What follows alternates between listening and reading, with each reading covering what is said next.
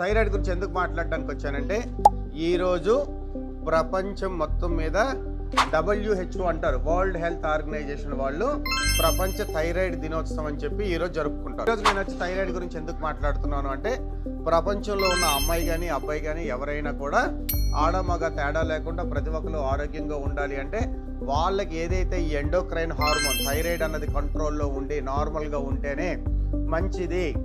అవసరమైతే అది టెస్ట్ చేయించుకోండి అని చెప్పి WHO చెప్తుంది. ఒక మనిషి అది ఆడవచ్చు మగవచ్చు ఆరోగ్యవంతంగా ఉండాలి అంటే బాడీలో థైరాయిడ్ హార్మోన్ అన్నది అంత ఇంపార్టెంట్. డాక్టర్ ఎప్పుడైనా మీకు ఏ ప్రాబ్లం ఉన్నా కూడా అవసరాన్ని బట్టి థైరాయిడ్ టెస్ట్ చేయమని చెప్తే తప్పకుండా టెస్ట్ చేయించుకోండి.